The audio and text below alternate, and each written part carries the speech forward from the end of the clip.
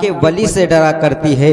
अल्लाह के वली सिर्फ अल्लाह से डरा करते हैं, इसीलिए पूरी दुनिया के लोग अल्लाह के वली से डरते हैं। मेरे मिल्लत के नौजवानों, आओ यही हिंदुस्तान की सरजमीन है, पंडित का घराना है। एक रोज पंडित की बेटी ने अपने बाप से पूछा, बाबा जान आप रोजाना कहाँ जाया करते हैं? उस पंडित ने कहा, बेटी हम अपने देवता को दूध चढ़ाने जाते हैं। कहा, बाबा क्या वो दूध पीते भी हैं? कहा, बेटी वो दूध पीते नहीं बल्कि हम उनके चरणों में डाल आते हैं। कहा, बाबा जब वो दूध पीते नहीं हैं तो आप जाते क्यों हैं? कहा, बेटी ये बात तुम नहीं समझ पाओ। उस बेटी ने कहा, अगर बाबा इजाजत हो तो कल मैं जाऊं। कहा, ठीक है चली जाना। जब सुबह का सूरज निकला, पंडित की बेटी ने दूध का प्याला लिया और पहुंच गई अपने देवता के सामने, अपने उस खुदा के सामने, अपने उस खुदा के सामने, और कहने लगी, अगर तू हमारा माबूद है,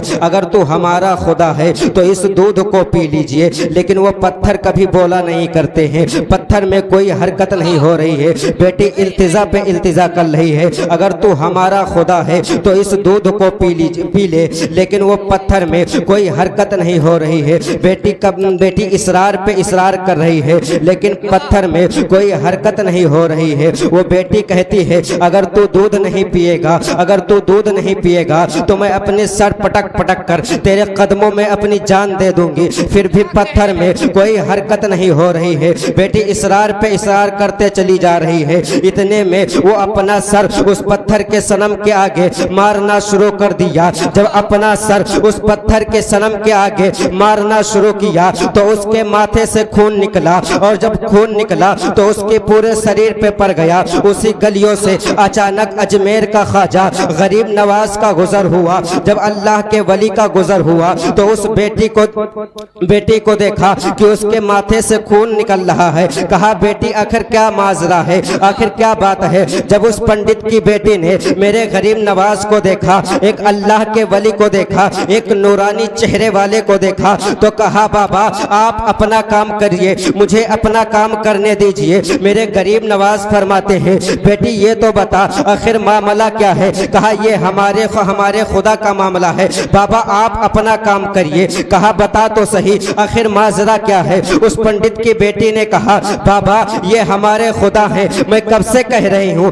दूध पी लीजिए, लेकिन ये दूध नहीं पी रहे हैं। मेरे गरीब नवाज ने फरमाया, बेटी पत्थर कभी दूध नहीं पीते हैं, पत्थर कभी बोला नहीं करते हैं। उस पंडित की बेटी ने कहा, बाबा ये मैं वादा करके आई हूँ, या तो ये आज दूध पिएंगे वरना मैं अपनी जान दे दूंगी। मेरे गरीब नवाज मुस्कुराए, कहा, बस इतनी सी बात है? कहा, हाँ बस इतनी सी बात है। मेरे गरीब नवाज फरमाते हैं, ऐ पत्थर के सनम तुझे दिखाई नहीं देता है? बेटी कब से रो मसलके आला हजरत उलमाए अहले सुन्नत, नारे तकबीर, नारे रिसालत।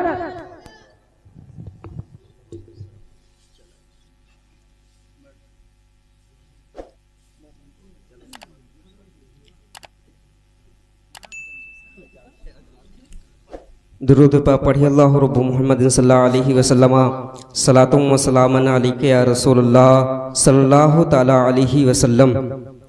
मेरे गरीब नवाज फरमाते हैं, बस इतनी सी बात है। कहाँ, हाँ इतनी सी बात है। मेरे गरीब नवाज फरमाते हैं, तू देख नहीं रहा है बेटी के माथे से खून निकल रहा है, दूध क्यों नहीं पी लेता है? लेकिन अभी भी उसमें कोई हरकत नहीं हो रही है। मेरे गरीब नवाज ने उस पत्थर के सनम के कान को पकड़ा है। जब कान को पकड़ा तो पत्थर में जान आ जाती है और दूध के प्याले को उठाता है, पीना शुरू कर देता है। जब पत्थर दूध पी रहा था तो बेटी मुस्कुरा रही थी, क्योंकि उसका काम बन चुका था। अब वो चली है अपने गांव की तरफ, चली है अपने महल्ले की तरफ। जब महल्ले वालों ने देखा तो यही सोच रहे थे, आज पंडित की बेटी की शायद किसी ने इज्जत लूट ली है, आज पंडित की बेटी पर किसी ने हमला कर दिया है। लेकिन बेटी के चेहरे पे मुस्कुराहट थी, क्योंकि उसने आज होनी को अनहोनी कर दिया था। जब वो अपने घर पहुंची तो उस पंडित ने कहा, बेटी आखिर ये तेरा तेरा हाल क्या है, ये कैसा हुलिया बना के रखा है। उस बेटी ने कहा,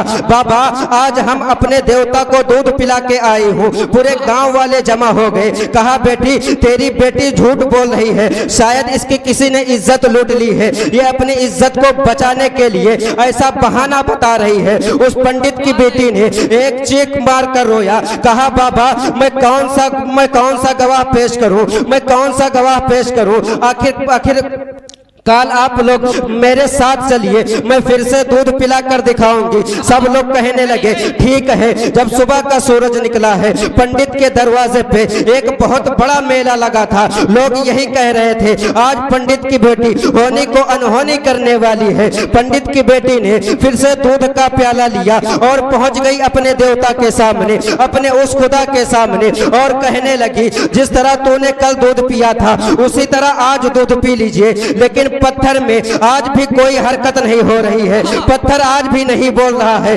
बेटी इसरार पे इसरार करती चली जा रही है। पीछे से आवाज आई, मैंने कहा था ये अपनी इज्जत को छुपाने के लिए ऐसे बहाना बता रही है। बेटी ने चीख मार कर रोया। कहा, है पत्थर के सनम, अगर तू दूध नहीं पिएगा तो मैं फिर से कल वाले बाबा को बुलाऊंगी।